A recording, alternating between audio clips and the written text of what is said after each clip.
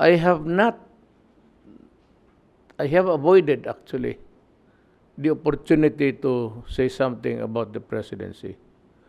Pero yung inaatake ka, tapos with the statement of Pacquiao, that triple, double ang corruption.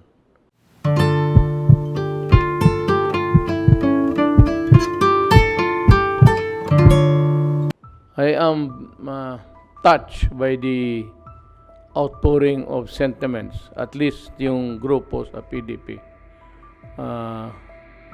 urging me to run for Vice President. I remember that I made a statement a few days ago because of the incessant attacks on my person na kung anong pinagsasabi. Out of the blue, lumabas yung ano ko sa utak na kung ganito lang pala na babawiin ninyo ako, ano pa kaya kung yung wala na ako sa pagka-presidente. So I saw the toxic behavior displayed by some, and those who also are posturing to run for president. I have avoided actually the opportunity to say something about the presidency. Pero yung inaatake ka, tapos with the statement of Pacquiao, that triple, double ang corruption, uminit yung ulo ko. You know, I've been trying really my very best to curb corruption. Hindi ko maalis yan overnight. But I have made a little progress in terminating, dismissing individuals. I cannot abolish offices, but I can dismiss employees for their malfeasance, kung ano-ano yung starting from the DPWH, I went to the customs, then eventually yung pastillas ng ano. And the very thing that really pissed me off was the Filipinos who are being framed up by itong laglag bala sa airport. Hindi lang nakakaawa, sometimes they are not able to board their flights on time because they are being detained for trump-up charges. You know, hindi ko lang ma-trace, but maybe someday it would be good to assign one investigator to dig itong mga to. Kung sino yung mga pulis na naghuli at nag-detain sa mga tao supposedly may bala. You know, that's oppression of the highest order. Huwag mo lang galawin ang maliliit na tao kasi sa sitwasyon, in the situation they are now, mahirap na sa kanila. There is plenty of sorrow and agony sa mga taong naghihirap. Hindi ako nagadrama. That is my sentiment. I got it from my father who was governor also. And yun ang ipasa niya sa akin. And that is what Inday has also inherited. Something no big deal actually. Hindi kami nagyayabang niyan. But yung pagmamalasakit sa kapwa-tao. Fortunately, ito nga si Inday, ito sila Pulong, lumaki na yan na mayor na ako. So, pero kaming pumuntang Mindanao to find a new space for greener pastures, natikman namin yung kahirapan. Kaya do not, pagka ganun ang kasalanan mo, lalo na maliliit, talagang hahabulin kita. But not with the small tao kasi kawawa eh. Kawawa na ang sitwasyon nila. Pumupunta na sila sa labas magtrabaho and yet they are detained for something that is fabrication. Diyan talaga ako galit sa totoo lang. Even sa Davao, alam ng mga tao. Pag may nagsumbong sa akin na mahirap na inaano mo, pinupuntahan kita talaga, binubugbog ko sa harap yan sa complainant. Basta maliit na tao pumunta sa akin, ma-police, whatever, ma-barangay captain, pagka ginala mo isang mahirap at nakita ko wala namang kasalanan except na you want to assert your superior authority and at the slightest reason, ang gaan ng kamay mo magbugbog ng tao, talagang pinapatawag kita doon sa ano. Alam ng lahat ng pulis yan, buong Davao.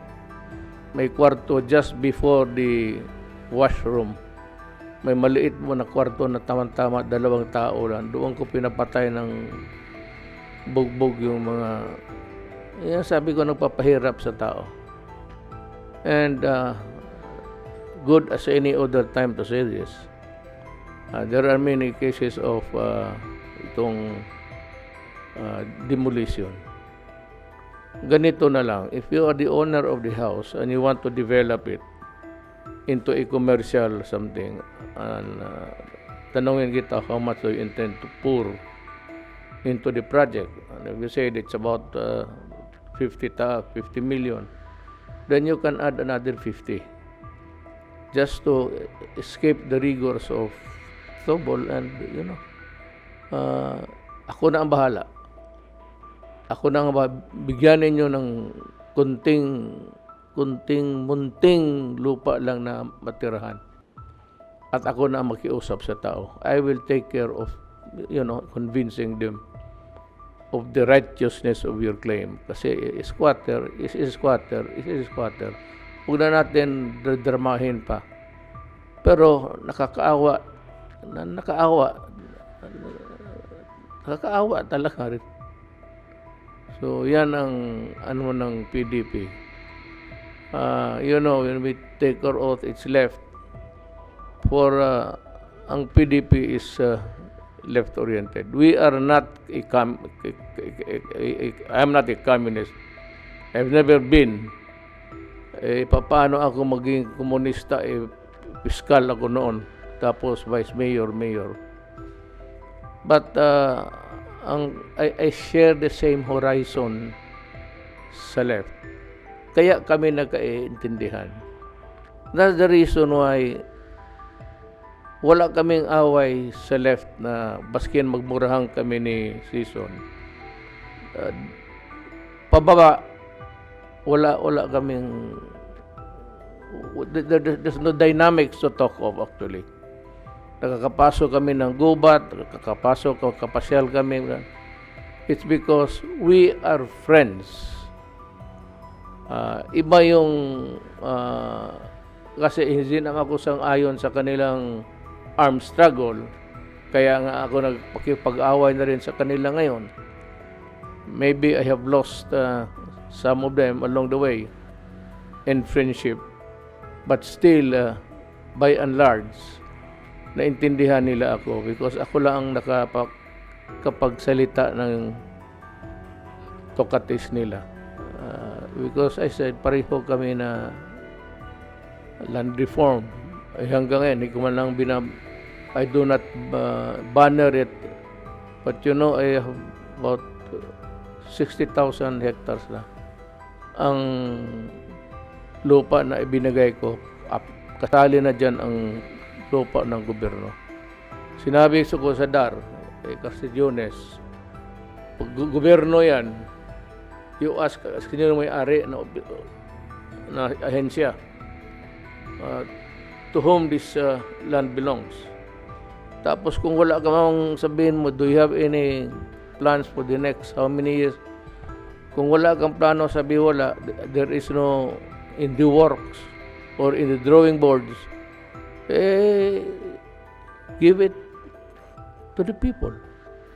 Bakit patagalin, kugon ang magkikinabang dyan?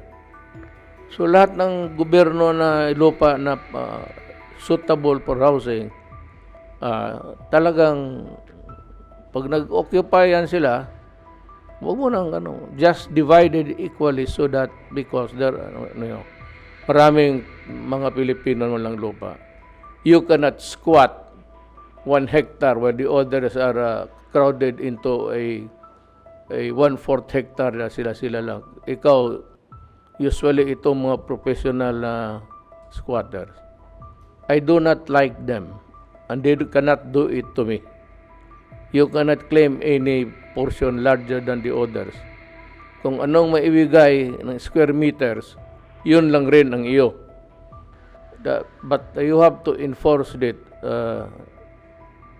Mahirap ko sa national. Ang attention ko, ang focus ko sa lahat na bagay na. Pero kung maaari, ganon ang message ko. Talagang hati-hati tayo dito. A little piece of land under the sun